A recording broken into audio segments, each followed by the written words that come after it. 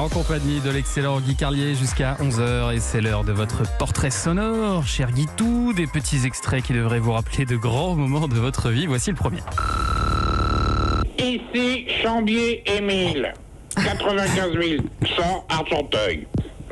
Lors de l'émission La Grande Famille du mercredi 27 avril 1994, consacrée aux séries télévisées, à aucun moment n'a été évoqué l'homme du Picardie.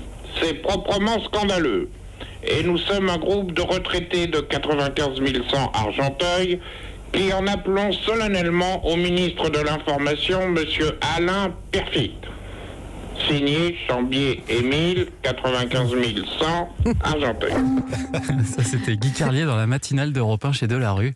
Oui, à l'époque, j'étais directeur financier. Enfin, j'avais envie de faire rire mon fils.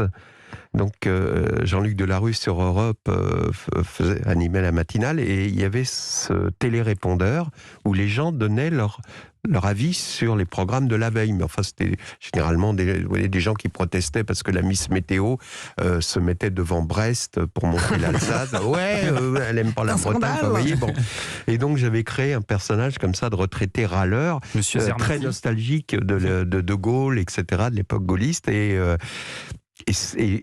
au début, ils ont pensé que c'était... Et un autre personnage qui s'appelait Monsieur Le Tallec, qui était pareil, gaulliste de droite, responsable recouvrement et contentieux de la Sofraco. Je ne sais pas si vous imaginez. Ils y croyaient vraiment ? Et pendant quelques jours, ils ont cru à ça. Ils ont pas, parce qu'il y avait des gens comme ça, des caricatures.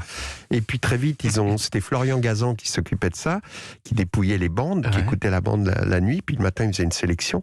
Et il a très vite compris. Et ils ont passé ce truc-là. Donc tous les jours, après, je me forçais à faire... Vous êtes devenu la star de ce télérépondeur. Voilà, les gens, c'était à 9h moins 25, les gens qui commençaient, Delarue m'avait expliqué que les gens qui commençaient le boulot à 8h30 restaient dans leur bagnole pour écouter le télérépondeur et Monsieur Chambier ou Le Tallec.